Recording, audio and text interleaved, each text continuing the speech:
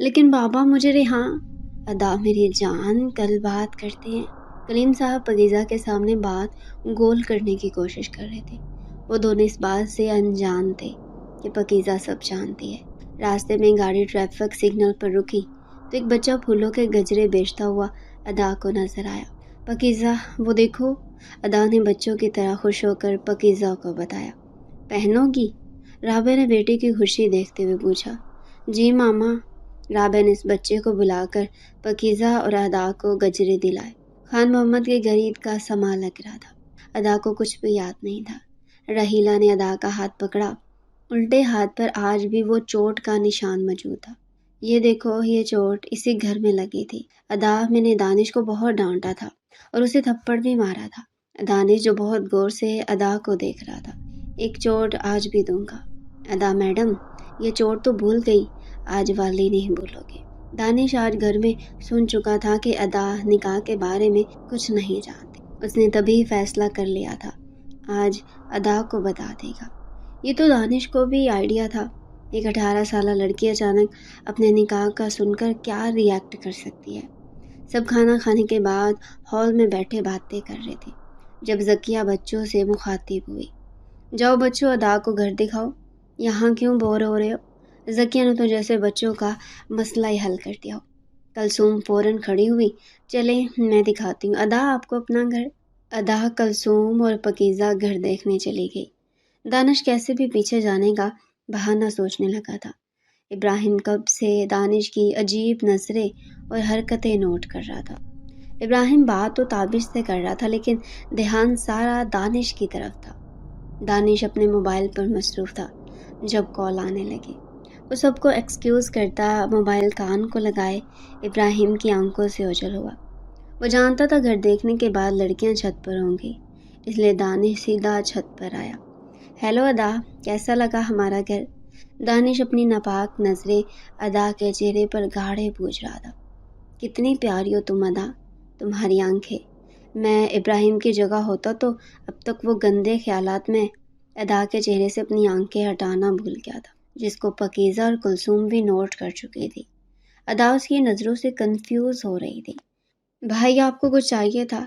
نہیں، میں تو فون سن رہا تھا، آپ پر نظر پڑی تو آ گیا۔ یہ گجرے ضرور ابراہیم نے دلائے ہوں گے۔ دانش کی نظریں اب ادا کے ہاتھوں پر تھی۔ نہیں، یہ میری ماما نے لے کر دیے۔ اچھا نہیں، اکثر شوہر ہی بیویوں کو لے کر پہناتے ہیں، تو میں سمجھا ابراہیم نے۔ مطلب؟ ادا نے پاکیزہ کی طرف دیکھا۔ دانش کا مطلب ہے کہ میرا مطلب یہ ہے، چاہے نکاح بچپن میں ہوا ہو لیکن اب تم ابراہیم کی بیوی ہو۔ دانش نے پاکیزہ کی بات کاٹتے ہوئے اپنا مقصد پورا کیا۔ پاکیزہ، یہ کیا کہہ رہا ہے؟ مجھے کچھ سمجھ نہیں آ رہا۔ ادا نے 2 قدم پیچھے ہٹتے ہوئے کہا۔ دانش اپنا کام کر گیا تھا۔ وہ سیڑھیوں سے نیچے جا رہا تھا جب ابراہیم ان کو بلانے اوپر آ رہا تھا۔ دانش ابراہیم کی طرف دیکھ ہنسا تھا۔ ابراہیم کو اس کی ہنسی بالکل بھی بے معنی نہیں لگی۔ وہ تیزی سے سیڑھیاں چڑھتا ہوا چھت پر آیا تھا۔ ادا پاکیزہ سے سنبھل نہیں رہی تھی۔ ابراہیم وہی لاسٹ سیڑھی پر کھڑا ہو کر ادا کو دیکھنے لگا۔ اس کی گال پر آنسو لگاتار بہہ رہے تھے لیکن اس کے الفاظ ابراہیم کے ہوش اڑا رہے تھے۔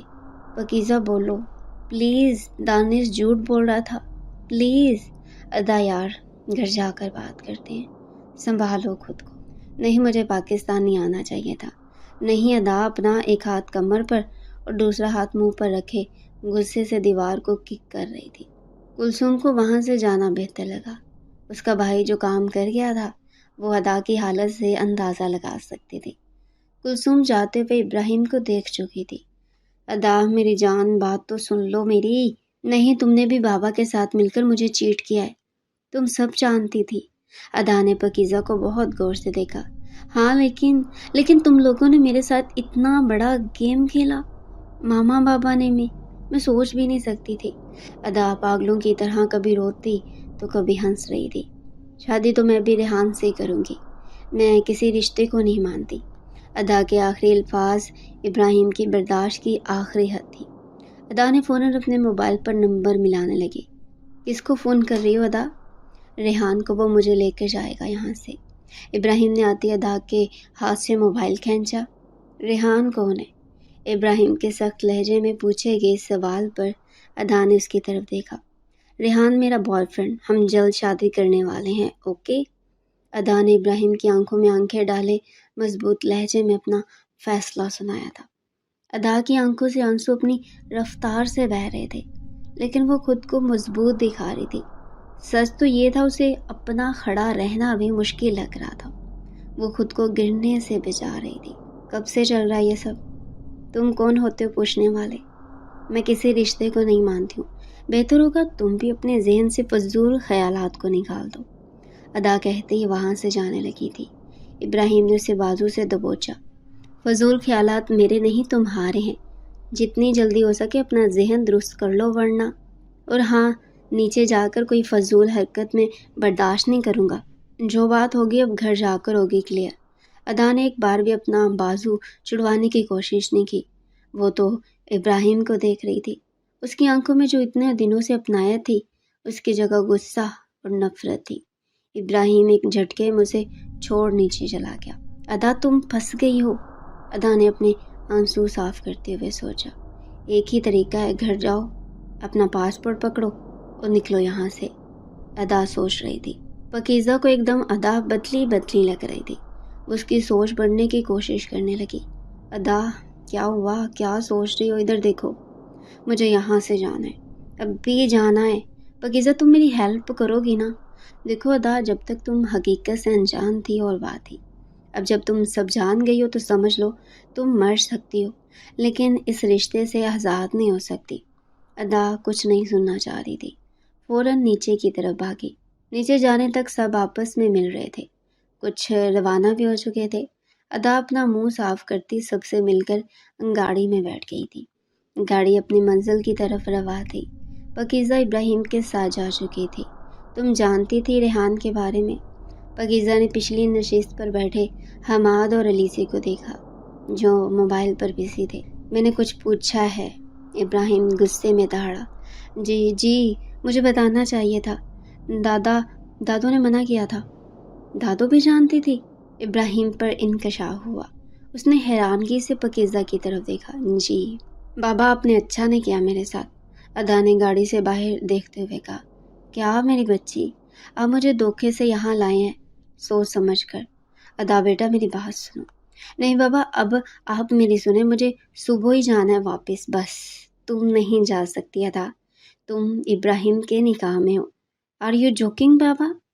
مجھے پتا بھی نہیں اور میں کسی کی وائف ہوں، میں ایسے کسی رشتے کو نہیں مانتی بابا، مجھے صبح جانا ہے، بس یہ میرا آخری فیصلہ ہے۔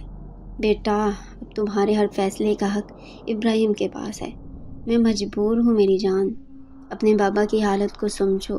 ادا نہیں پریشان کرو خود کو اور اپنے بابا کو، رابعہ نے اپنی بیٹی کو سمجھانا چاہا۔ ادا خاموش تھی، وہ اب خود اپنے لیے کچھ سوچنا چاہتی تھی۔ مجھے یہاں سے جانا ہے، بس مجھے ان کی باتوں میں نہیں آنا۔ ادا گھر پہنچتے ہی کمرے میں گھس گئی تھی۔ میرا موبائل لا کر دو اپنے بھائی سے، پاکیزہ کے قدم کمرے میں رکھتے ہی ادا نے حکم سنایا۔ وہ بہت غصے میں ہے، میں نہیں جاؤں گی، پاکیزہ نے جویلری اتارتے ہوئے صاف جواب دیا۔ مجھے میرا موبائل چاہیے۔ پاکیزہ ادا رو دینے کو تھی۔ صبح کوشش کروں گی پلیز، تم نہیں جانتی بھائی کو غصے میں کچھ نہیں سمجھ آتی، میری پوزیشن کو سمجھو ادا۔ ابراہیم کمرے میں آتے شاور لینے لگا۔ دماغ میں ادا کے الفاظ گونج رہے تھے، میں کسی رشتے کو نہیں مانتی، ریحان سے شادی کروں گی۔ شاور لیتے ابراہیم بیڈ پر سیدھا لیٹ گیا، آنکھوں سے آنسو نکل رہے تھے۔ اتنے سال جس محبت کا انتظار کیا، جس کو نکاح سے لے کر سوچتا آیا تھا، وہ سامنے آئی بھی تو کسی اور کے خیال کے ساتھ، لیکن وہ مرد تھا، کھل کر رو نہیں سکتا تھا، اذیت کم کرنے کی کوشش میں چیخ چیخ کر اپنی تکلیف بیان نہیں کر سکتا تھا۔ رات 1 کا ٹائم ہو گیا تھا اور ادا اپنے ذہن میں مختلف پلان بنا کر رد کر چکی تھی۔ سب سے پہلے موبائل، پھر ہی ریحان سے بات کر سکوں گی اور واپسی کی ٹکٹ بھی۔ ادا کو سوچتے ہوئے اپنے بیڈ سے اٹھی، بغیر جوتا پہنے چھوٹے چھوٹے قدم اٹھاتی کمرے سے باہر آئی۔ ایک کمرہ چھوڑ دوسرا کمرہ ابراہیم کا تھا۔ اس کا لوگ گھماتے ہوئے ایک ہاتھ اپنے منہ پر رکھے وہ کمرے میں چوروں کی طرح داخل ہوئی۔ کمرے میں اندھیرے میں جلتی چھوٹی سی لائٹ ہر چیز کو اور خوبصورت بنا رہی تھی۔ ادا اپنے چھوٹے چھوٹے قدم اٹھاتی سائڈ ٹیبل تک پہنچی، جہاں ابراہیم کے موبائل کے ساتھ ادا کا موبائل بھی نظر آ رہا تھا۔ ادا نے اپنا ہاتھ موبائل کی طرف بڑھایا ہی تھا، ابراہیم اس کی کلائی کھینچ اسے بیڈ پر گرا کر اس کے منہ پر اپنا ہاتھ رکھے اس پر جھکا تھا۔ ادا ایک سیکنڈ کے لیے کچھ نہیں سمجھ پائی تھی۔ وہ اپنی پوری آنکھیں کھولے ابراہیم کو گھور رہی تھی۔ ابراہیم ادا پر اور جھک رہا تھا اور ادا کو اپنی سانس رکتی ہوئی محسوس ہوئی۔ کیوں مجھے اور غصہ دلا رہی ہو؟ ابراہیم نے ادا کے کان میں سرگوشی کی۔ ادا اپنے آپ کو چھڑوانے کی ناکام کوشش کر رہی تھی۔ ادا کے اتنے نزدیک دھیمی سی روشنی میں ابراہیم اپنا آپ کھو رہا تھا۔ وہ خود کو سنبھالتا وہ اٹھ کھڑا ہوا۔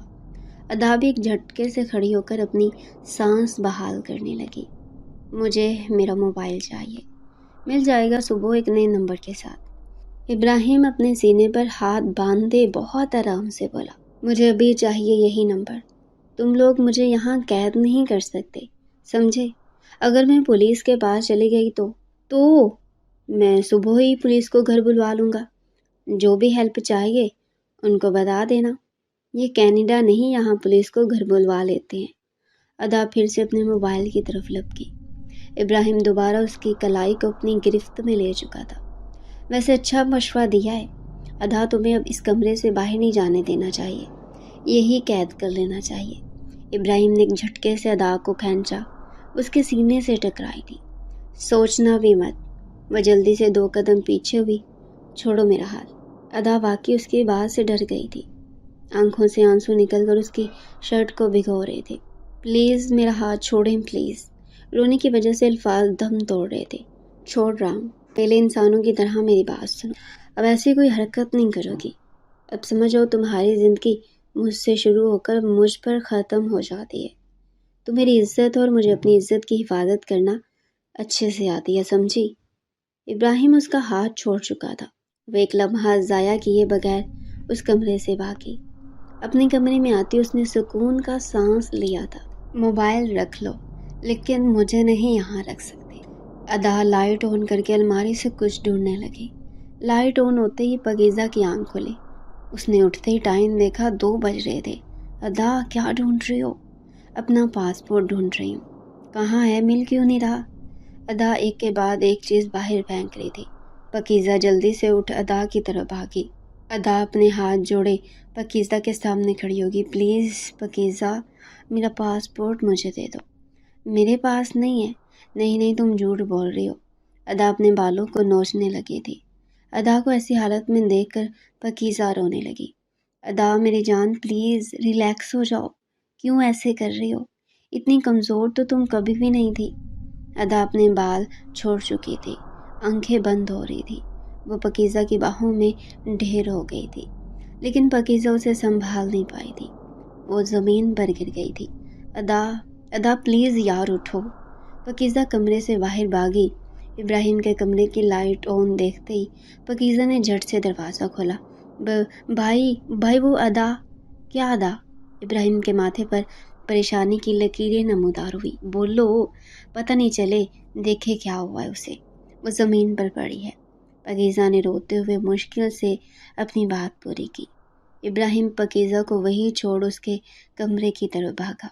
دروازہ کھولتے ابراہیم ادا کی طرف بڑھا۔ ادا اٹھو۔ پاکیزہ دروازے میں کھڑی رونے میں مصروف تھی۔ ابراہیم نے اسے بیڈ پر لیٹا دیا تھا۔ جاؤ پانی لے کر آؤ پاکیزہ۔ جی بھائی، میری جان بہت محبت کرتا ہوں تم سے، مجھے مشکل میں مت ڈالو پلیز۔ ابراہیم ادا کا ہاتھ پکڑے التجا کر رہا تھا۔ ابراہیم نے اپنے ہونٹ ادا کے ماتھے پر رکھ دیے۔ اتنے انتظار کے بعد میں اذیت کا حقدار تو نہیں تھا۔ ادا کیوں خود کو اور مجھے مشکل میں ڈال رہی ہو؟ بھائی پانی۔ اس نے بہن کے ہاتھ سے پانی لے کر ادا کے منہ پر پانی کے کچھ چھینٹے مارے تھے۔ ادا نے آہستہ آہستہ اپنی آنکھیں کھولی۔ آنکھیں کھولتے اس کی نظر ابراہیم پر پڑی۔ وہ اچھل کر پیچھے ہوئی، اپنے ہاتھوں سے اپنے بال نوچ کر خود کو اذیت دینے لگی تھی۔ میں جانتی ہوں تم لوگ مجھے یہاں قید کرنا چاہتے ہو، لیکن میں ایسا نہیں ہونے دوں گی۔ وہ دیوانہ وار چلا رہی تھی۔ ابراہیم کی برداشت جواب دے رہی تھی۔ پاکیزہ سنبھالو اس کو۔ وہ کہتی اپنے روم میں چلا گیا تھا۔ 2 گھنٹے بعد ادا سو چکی تھی۔ پاکیزہ کا سر بھی درد کر رہا تھا۔ اس نے ادا کو کیسے سنبھالا تھا یہ بس وہی جانتی تھی۔ صبح یونیورسٹی جانے کا پروگرام کینسل کرتے ہوئے پاکیزہ بھی سونے کے لیے لیٹ گئی تھی۔ پاکیزہ جلدی اٹھ گئی تھی۔ ادا ابھی تک سو رہی تھی۔ ایک دن میں اس کے چہرے کی رونق کہیں کھو گئی تھی۔ پاکیزہ صبح سے کمرے میں موجود تھی۔ وہ ادا کو اکیلا نہیں چھوڑنا چاہتی تھی۔ پتہ جب اٹھے کہ کیا ری ایکشن ہوگا، وہ سوچ کر تھک گئی تھی۔ رابعہ صبح سے 2 چکر کمرے میں لگا گئی تھی۔ سب ایک دوسرے سے کوئی نہ کوئی بات چھپانے کی کوشش کر رہے تھے۔ ابراہیم آج پہلی بار ناشتے کے بغیر آفس گیا۔ زکیہ کے لاکھ کہنے پر بھی وہ ناشتہ چھوڑ گیا تھا۔ اب کیا کریں گے؟ رابعہ جو کب سے خاموش بیٹھی تھی، کلیم کی طرف دیکھتے ہوئے پوچھ رہی تھی۔ کلیم صاحب نے ایک لمبی سانس لی۔ مجھے کچھ سمجھ نہیں آ رہی رابعہ، تم نے پاسپورٹ تو نکال لیا تھا؟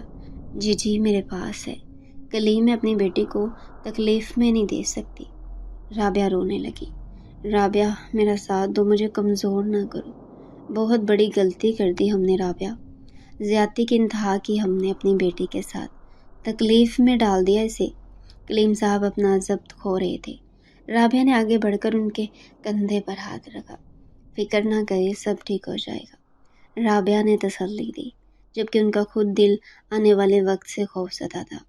ابراہیم کی صبح سے تیسری بار کال آ گئی تھی۔ کیسی ہے ادا؟ بھائی سو رہی ہے، اٹھے گی تو میں خود بتا دوں گی۔ آپ کو کیوں پریشان ہو رہے ہیں؟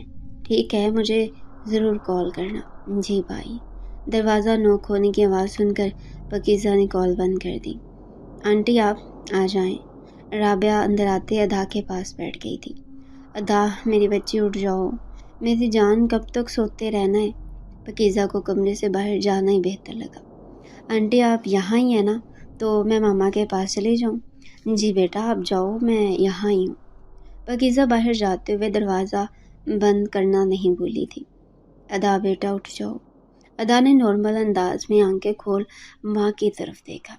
ادا کو 1 سیکنڈ لگا تھا رات کی باتیں یاد کرنے میں۔ وہ اٹھ کر بیٹھی تھی۔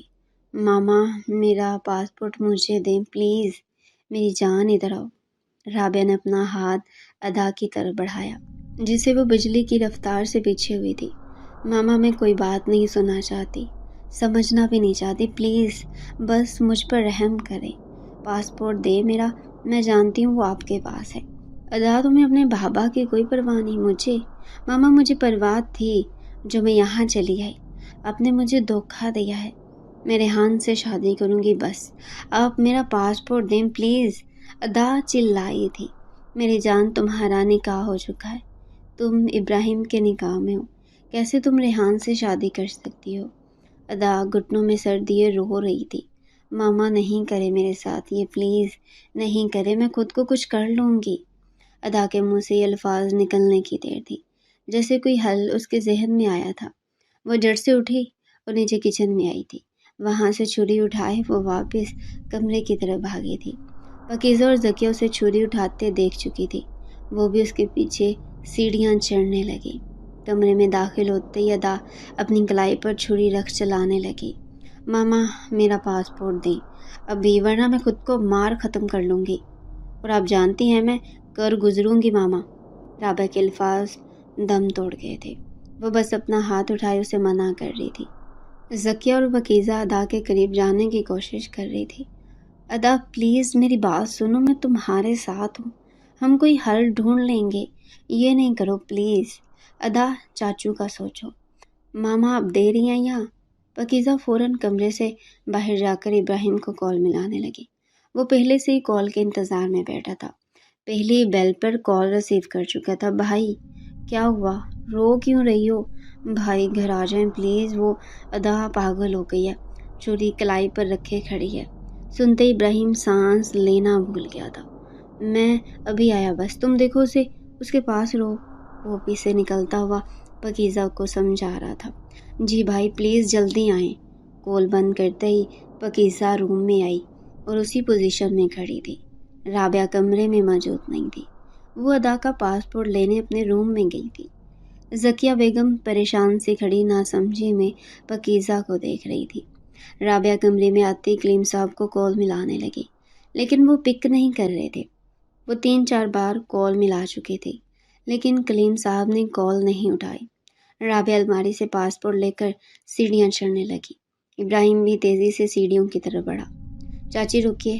ابراہیم ان کے ہاتھ میں پاسپورٹ دیکھ چکا تھا۔ رابعہ کے قدم وہی ابراہیم کی آواز پر رکے۔ یہ مجھے دیں۔ ابراہیم نے اپنا ہاتھ بڑھایا۔ بیٹا وہ کچھ کر لے گی خود کو۔ چچی پلیز مجھ پر بھروسہ رکھیں، دیں مجھے۔ رابعہ نے پاسپورٹ ابراہیم کو دے دیا تھا۔ دونوں ادا کے کمرے کی طرف بڑھے۔ ادا وہی پوزیشن میں کھڑی ماں کا انتظار کر رہی تھی۔ وہ ماں کے ساتھ ابراہیم کو دیکھ کر گھبرائی نہیں تھی، بلکہ وہ ڈٹ کر کھڑی ہو گئی تھی۔ ادا یہ چھڑی نیچے پھینکو ورنہ میں یہ پھاڑ دوں گا۔ چلو شاباش، جلدی جو بات بھی کرنی ہم بیٹھ کر کریں گے۔ نو اگر اس کو پھاڑا تو میں… ادا چھری اپنی گردن تک لے گئی تھی۔ رابعہ کی چیخ کمرے میں گونجی۔ ادا نہیں میری جان، ماما مجھے بس یہاں سے جانا ہے، مجھے اور کچھ نہیں چاہیے، جلدی کریں۔ ادا بچوں والی حرکتیں نہیں کرو، چھری پھینک دو۔ ابراہیم نے آخری بار کوشش کی تھی۔ نہیں بالکل نہیں، تم لوگ مجھے یہاں قید نہیں کر سکتے۔ اوکے تم نہیں مانو گی۔ نہیں بالکل بھی نہیں۔ ابراہیم نے کچھ بھی سوچے سمجھے بغیر ایک جھٹکے سے پاسپورٹ کے ٹکڑے کر دیے۔ ادا اپنی پوری آنکھیں کھولے ابراہیم کو دیکھ رہی تھی۔ چھری زمین پر گر گئی تھی اور ادا بھی اس کی ناک سے خون بہنے لگا تھا۔ ابراہیم نے آگے بڑھ کر اس کے بے جان وجود کو اٹھایا اور تیزی سے کمرے سے باہر کی طرف بھاگا۔ کسی کو ساتھ لیے بغیر وہ ادا کو گاڑی کی پچھلی سیٹ پر لٹا کر ہسپتال کی طرف گاڑی کو بھگا رہا تھا۔ ادا نے شروع سے ہی کبھی سخت حالات دیکھے ہی نہیں تھے۔ اکلوتی تھی اور خدا نے اتنا نوازا تھا، کسی چیز کی کمی نہیں تھی۔ زندگی میں کبھی کوئی دکھ تکلیف نہیں دے گئی۔ آج مشکل آئی تو وہ سمجھ نہیں پا رہی تھی کیسے ہینڈل کرے۔ وہ پوری طرح بکھر گئی تھی۔ زندگی سے بھرپور لڑکی آج ہسپتال کے ICU میں زندگی اور موت کی جنگ لڑ رہی تھی۔ باہر کھڑا ابراہیم اپنے رب کے حضور دعا میں مصروف تھا۔ دل کچھ کہہ رہا تھا اور دماغ کچھ۔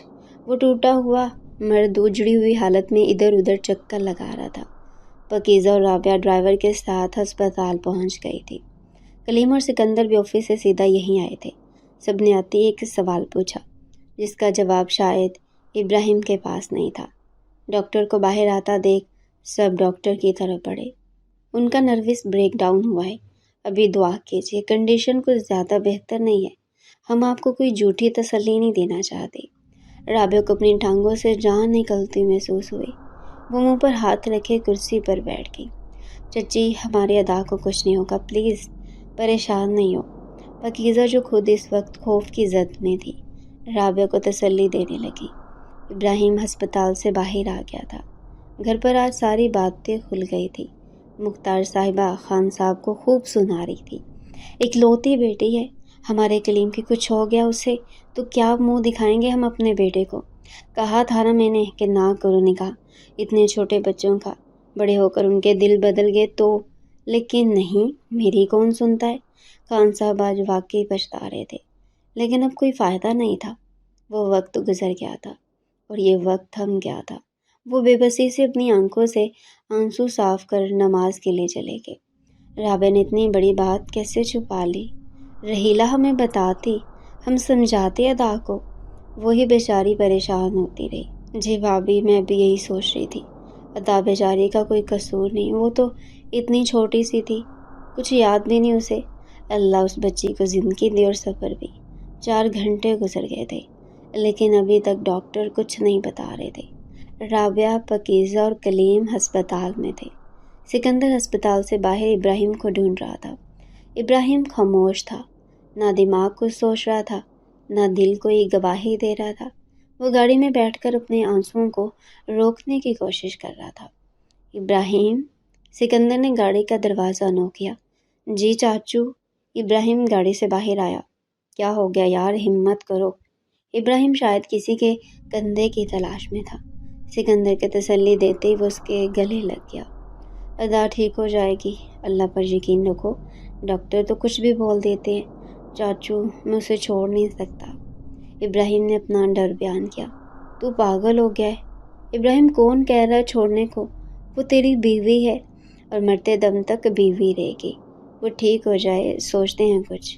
آخر 5 گھنٹے بعد ڈاکٹر نے آ کر ادا کی طرف سے بہتری کی خبر سنا دی۔ رابعہ کو اپنے جسم میں حرکت ہوتی محسوس ہوئی۔ ڈاکٹر جا چکا تھا۔ رابعہ فوراً اٹھ کلیم کے سامنے گھٹنوں کے بل بیٹھی۔ میں نے آج تک آپ سے کچھ نہیں مانگا کلیم، آج ہاتھ جوڑ کر مانگ رہی ہوں۔ میں اپنی بیٹی کو مزید تکلیف میں نہیں دے سکتی۔ کچھ بھی کریں، جیسا وہ چاہتی ہے ویسا کر دیں آپ۔ رابعہ کے الفاظ وہاں موجود پاکیزہ کے علاوہ سکندر اور ابراہیم نے آتے ہوئے سن لیے تھے۔ ابراہیم کے قدم وہیں رکے تھے۔ رابعہ میں ایسا بھی کر چاہتا۔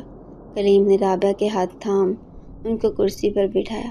میں بھی اپنی بیٹی کی خوشی چاہتا ہوں رابعہ، لیکن یہ ممکن نہیں۔ کیوں کلیم، کیوں ممکن نہیں؟ رابعہ نے حیرت سے کلیم کی طرف دیکھا۔ ریحان ہماری بیٹی سے پیار نہیں کرتا رابعہ، وہ تو اس کی دولت کے پیچھے پاگل ہو رہا ہے۔ آپ یہ جھوٹ بول رہے ہیں۔ رابعہ کو اپنے شوہر پر شک ہو رہا تھا، کیونکہ آپ کچھ کرنا ہی نہیں چاہتے اپنی بیٹی کے لیے۔ بس کر دو رابعہ۔ کلیم نے بے بسی سے رابعہ کی طرف دیکھا۔ وہاں کھڑی پاکیزہ کی نظریں مسلسل اپنے بھائی کی طرف تھی، جو کلیم کی بات سمجھنے کی کوشش کر رہا تھا۔ میں نے وہاں موجود ایک آفس کے بندے کو ریحان کے بارے پتہ کرنے کے لیے کہا تھا۔ اس نے کل ہی مجھے فون کیا اور بتایا ریحان کا صرف ہماری بیٹی سے نہیں اور بھی لڑکیوں سے ریلیشن ہے، اور اس کے ایسے شوق ہے، تم سنو تو 14 طبق روشن ہو جائے۔ رابعہ تم کیا سمجھتی ہو؟ مجھے اپنی بیٹی سے پیار نہیں ہے، لیکن بتاؤ کیسے جانتے بوجھتے میں اپنی بیٹی کو ایسی کھائی میں دھکیل دوں؟ وہ کبھی نہیں مانے گی ہماری بات کلیم۔ ہاں میں جانتا ہوں، اس لیے میں نے اسے ثبوت دینے کے لیے کہا۔ تم فکر نہیں کرو رابعہ، کچھ دنوں کی بات ہے، سب ٹھیک ہو جائے گا، وہ سمجھ جائے گی۔ ابراہیم نے آگے بڑھ کر کلیم کے کندھے پر ہاتھ رکھا۔ چاچو آپ پریشان نہیں ہو، ابراہیم میری بیٹی بہت معصوم ہے، اسے معاف کر دینا۔ کلیم صاحب اپنی نظریں جھکائے ابراہیم کو کہہ رہے تھے، چاچو آپ کو فکر کرنے کی ضرورت نہیں، ہم سب ساتھ ہیں اور ساتھ مل کر اس مشکل سے باہر نکل آئیں گے۔ آپ دیکھنا ادا سمجھ آئے گی۔ کلیم یہ کب ادا سے ملنے دیں گے؟ ابھی بلوا لیں گے رابعہ، دعا کرو اللہ سے ہمیں مشکلات سے نجات دے، آمین۔ آج ادا کو 4 دن ہو گئے تھے اسپتال میں۔ وہ جب سے ہوش میں آئی تھی ایک لفظ نہیں بولی تھی، بس خاموشی سے خالی نظروں سے سب آنے والوں کو دیکھتی۔ رابعہ پاکیزہ پاس بیٹھ کر بہت کوشش کرتی، باتیں کرتے، لیکن وہ خاموش تھی، کچھ نہیں بولی تھی۔ ادا آج رات ہم گھر چلے جائیں گے بیٹا، ڈاکٹر نے بولا ہے ادا بالکل ٹھیک ہے۔ ادا نے کوئی ری ایکشن نہیں دیا۔ وہ لوگ گھر کے لیے نکل چکے تھے۔ گھر تک آتی ادا کو اپنی ٹانگوں میں درد محسوس ہونے لگا۔ وہ ہال میں ہی آنکھیں بند کر کے صوفے پر بیٹھ گئی۔ کمرے میں نہیں چلو گی؟ پاکیزہ نے پاس بیٹھ کر بہت نرمی سے پوچھا۔ ادا کچھ نہیں بولی۔ ابراہیم گھر میں داخل ہوا تو ہال میں بیٹھی ادا پر نظر پڑی، جو آنکھیں بند کیے خود میں سمٹ کر بیٹھی تھی، جیسے اپنے اندر ہوتی کسی تکلیف کو روکنے کی کوشش کر رہی ہو۔ آنکھوں کے نیچے ہلکے اترا ہوا چہرہ صاف اس کی بے بسی بیان کر رہے تھے۔ ابراہیم سیڑھیاں چڑھتا ہوا اپنے روم کی طرف بڑھ گیا۔ ادا کو دیکھنے ملنے سب ہال میں جمع ہو گئے تھے، لیکن ادا نے کسی سے کوئی بات نہیں کی۔ دادو، خان صاحب، چاچو، ذکیہ سب نے بہت کوشش کی، لیکن ناکام رہے۔ کافی ٹائم گزرنے کے بعد پاکیزہ ادا کو پکڑ روم میں لے آئی۔ تم آرام کرو، میں آتی ہوں۔ وہ ادا کو بیڈ پر لٹائے خود نیچے آئی تھی۔ سب لوگوں نے آج کتنے دنوں بعد ایک ساتھ رات کا کھانا کھایا تھا۔ پاکیزہ ادا کا کھانا اوپر لے جانے لگی جب ابراہیم کی آواز سیڑھیوں میں رک گئی۔ کیسی ہے اب؟ پتہ نہیں کیا سوچ رہی ہے، جب سے ہوش میں آئی ہے ایک لفظ نہیں بولی، خاموش ہے۔ یہ کھانا اس کے لیے؟ جی لاؤ مجھے دو، تم ابھی ماما کے پاس جاؤ۔ ابراہیم پاکیزہ کے ہاتھ سے کھانا لے کر ادا کے روم میں آیا۔ آتے ہی پہلے دروازہ لاک کیا۔ ادا جو لیٹی تھی دروازہ لاک ہونے کی آواز سے فوراً مڑ کر دروازے کی طرف دیکھا، جہاں ابراہیم کھانا لیے کھڑا تھا۔ ادا کو اپنی سانس لینا مشکل لگ رہا تھا۔ کیسی ہو؟ ادا خاموش تھی، وہ خود میں سمٹ گئی تھی۔ تم سے پوچھ رہا ہوں کیسی ہو، لیکن ادا تو جیسے یہاں تھی ہی نہیں، اپنی سوچ میں کہیں گم تھی۔ ابراہیم کھانا ادا کے پاس رکھتا ہوا خود بھی بیٹھ چکا تھا۔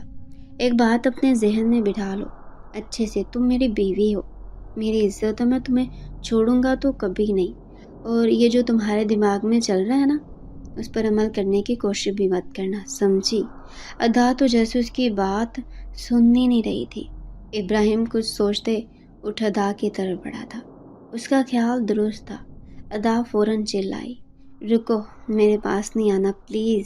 ادا اپنے ہاتھ منہ پر رکھے چلا رہی تھی۔ اوکے، نہیں آتا، خاموش، بس میری باتوں کا جواب دو۔ ابراہیم وہیں رک گیا تھا۔ کیوں کر رہی ہو ایسا؟ چاچو اور چاچی کو اتنی اذیت کیوں دے رہی ہو؟ اذیت؟ مجھ سے پوچھے اذیت کیا ہوتی ہے؟ سولی پر لٹکی ہوں میں، جہاں نہ تو مر رہی ہوں نہ جان باقی ہے۔ ادا کے آنسو ابراہیم کو تکلیف دے رہے تھے۔ کیا چاہتی ہو؟ سولی سے رہائی؟ کیسے؟ واپس جانا چاہتی ہوں۔ اس کے علاوہ جو کہو گے سب ہو جائے گا، لیکن میں تمہیں چھوڑ نہیں سکتا، یہ میرے بس میں نہیں ہے۔ ابراہیم کی آواز میں کچھ تو تھا۔ ادا نے اس کی طرف دیکھا۔ تمہیں کچھ یاد نہیں ادا، لیکن مجھے سب یاد ہے۔ میں نے اس رشتے کا بہت مان رکھا ہے، کبھی اس میں خیانت نہیں کی، ہمیشہ تمہارا انتظار کیا۔ یہ تمہارا موبائل۔ ابراہیم نے اپنی جیب سے موبائل نکال ادا کی طرف بڑھایا۔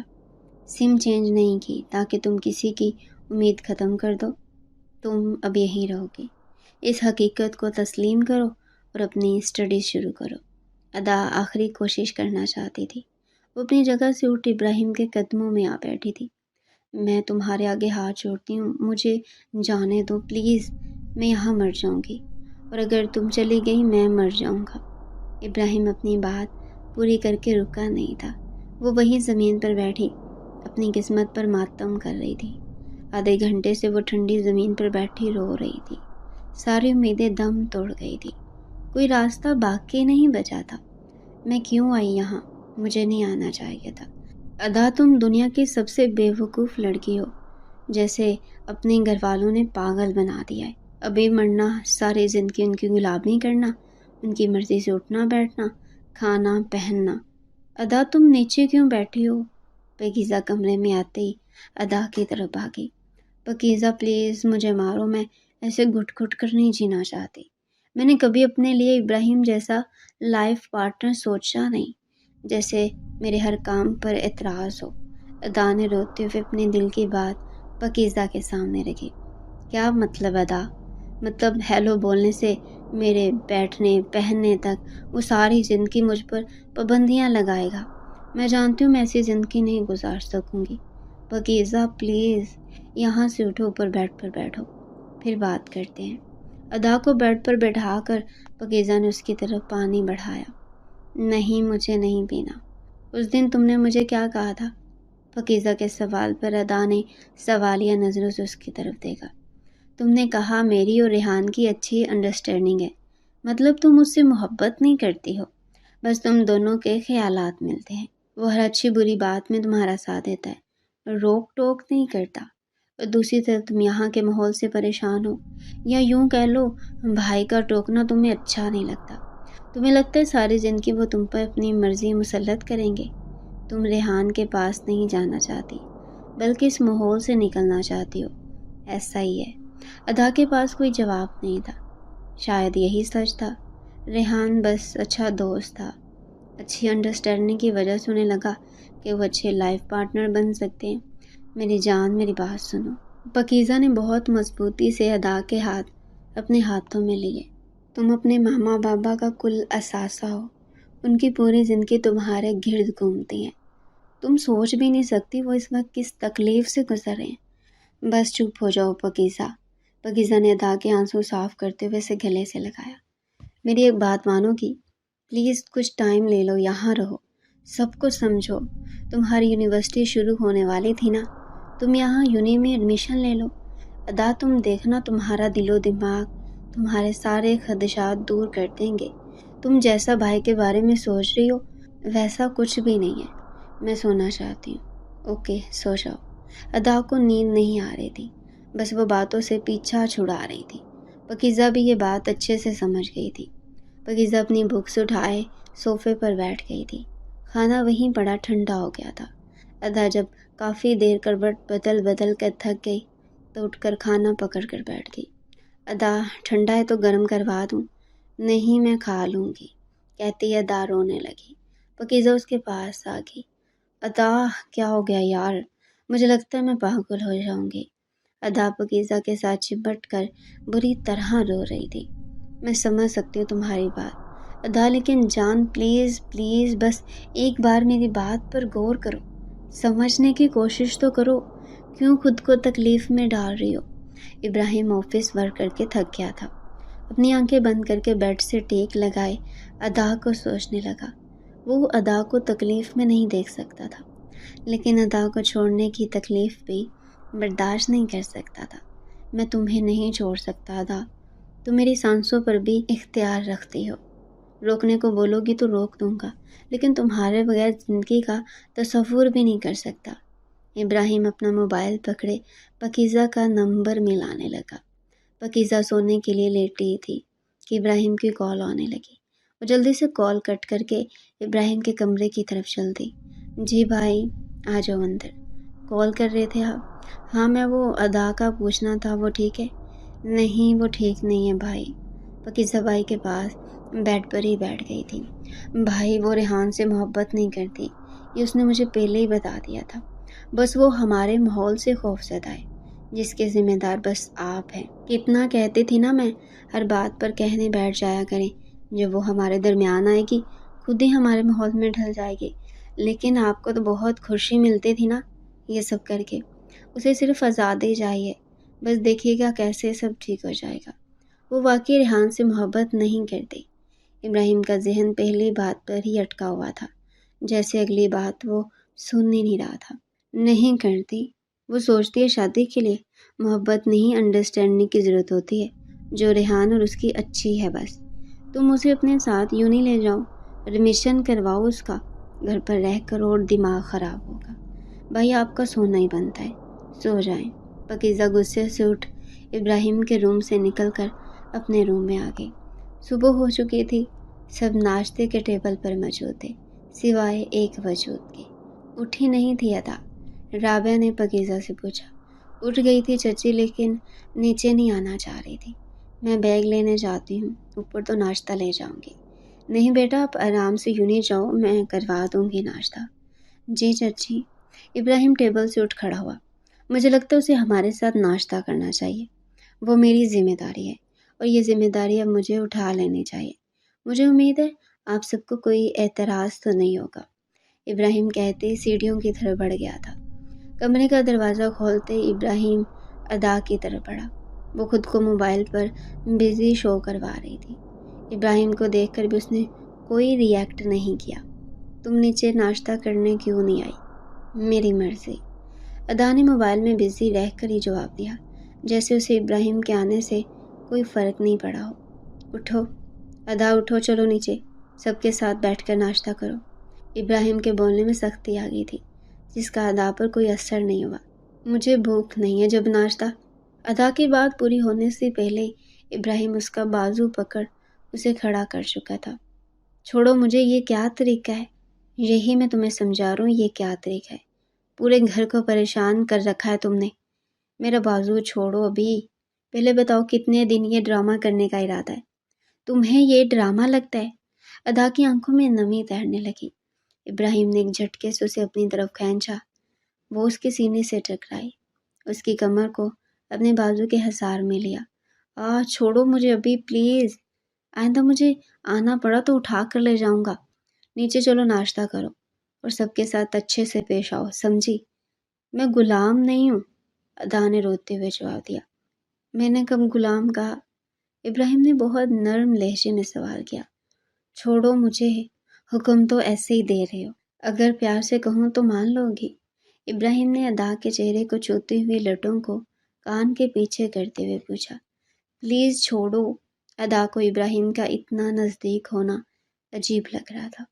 لو چھوڑ دیا، اب بولو اچھی بچی بنو گی یا اپنی باہوں میں اٹھا کر لے جاؤں؟ ادا فوراً پیچھے ہوئی۔ ہرگز نہیں، میں خود آؤں گی، ادا نے اپنی آنکھیں صاف کرتے ہوئے کہا۔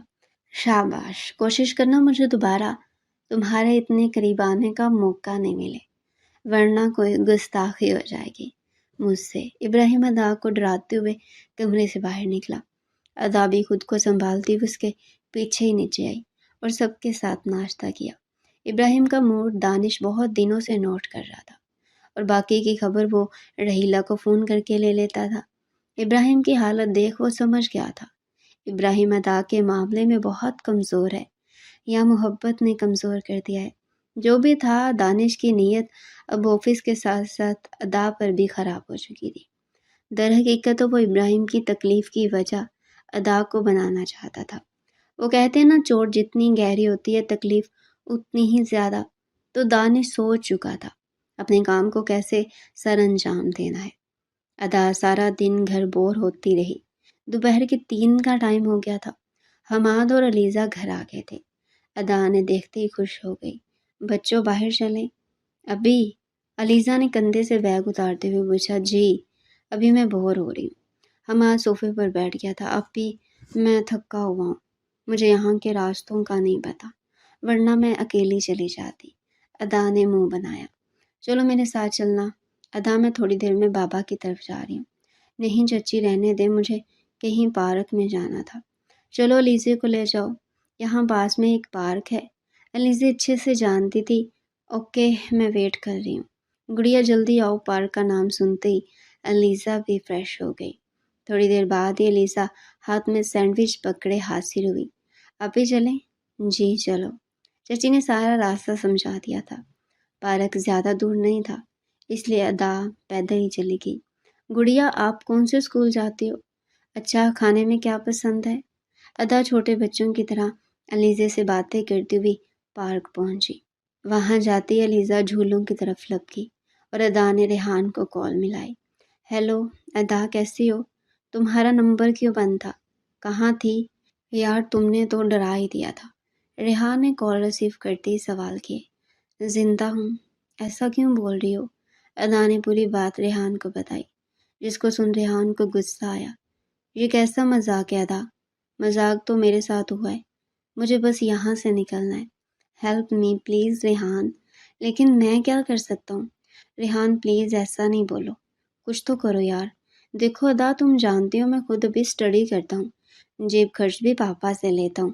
ایک ہی حل ہے، تم اپنے والدین کو منا لو۔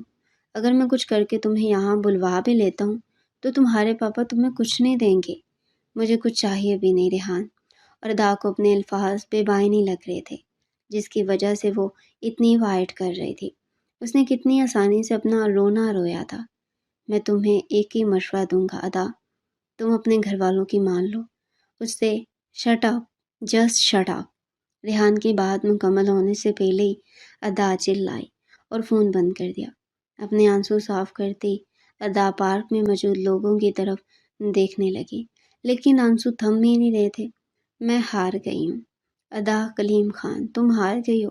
بری طرح سے تمہاری زندگی میں سب کچھ ایک سے بڑھ کر ایک دھوکے باز نکلا۔ ادا اپنی سوچوں میں گم تھے جب علیزہ کے رونے کی آواز پر ادا کو ہوش آیا۔ کیا ہوا علیزہ، رو کیوں رہی ہو؟ علیزہ کے ماتھے سے خون بہہ رہا تھا، وہ جھولے سے گر گئی تھی۔ آہ علیزہ، یہ کیا ہوا؟ یہ تو خون نکل رہا ہے۔ ادا کے ہاتھ کانپنے لگے۔ میں گھر کال کرتی ہوں۔ ادا نے جلدی سے پاکیزہ کو کال ملائی۔ پاکیزہ، میں علیزہ کو پارک لائی تھی، اسے چوٹ لگی، خون نکل رہا ہے۔ میں پیدل آئی تھی، گاڑی بھی نہیں ہے۔ ادا ایک سانس میں سب کہہ گئی تھی۔ ادا پلیز رونا تو بند کرو، میں بھائی کے ساتھ گھر جا رہی ہوں، بس ہم 5 منٹ میں پہنچ جائیں گے، پریشان نہیں ہو۔ 4 منٹ میں پاکیزہ اور ابراہیم پارک میں آتے دکھائی دیے اور اپنا مفلر علیزہ کے ماتھے پر رکھ بیٹھی رو رہی تھی۔ ڈر سے ہاتھ پاؤں کانپ رہے تھے۔ ابراہیم نے علیزہ کو گود میں اٹھایا اور گاڑی کی طرف بڑھا۔ پاکیزہ اور ادا ابھی پیچھے پیچھے چل پڑی۔ زخم گہرا نہیں، بچت ہو گئی ہے، بچی جلد ٹھیک ہو جائے گی، ڈاکٹر نے علیزہ کی گال تھپ تھپا کر کہا تو علیزہ مسکرا دی۔ ادا کا روم سے باہر رو رو کر برا حال تھا۔ پاکیزہ چچی مجھے ڈانٹیں گی، ان کی بیٹی کو میری وجہ سے چوٹ لگ گئی ہے، وہ ناراض ہوگی مجھ سے، میں نے اس کا دھیان نہیں رکھا، مجھے لانا ہی نہیں چاہیے تھا۔ کیا ہو جاتا ہے تمہیں ادا؟ کیوں اتنی جذباتی ہو جاتی ہو؟ کچھ نہیں کہے گی چچی، وہ جانتی ہے بچی یہ جھولا جھولتے ہوئے چوٹ لگ گئی، اس میں اتنا پریشان ہونے والی کیا بات ہے؟ جب بچوں کی دیکھ بھال کرنی نہیں آتی تو ساتھ لانے کی کیا ضرورت تھی؟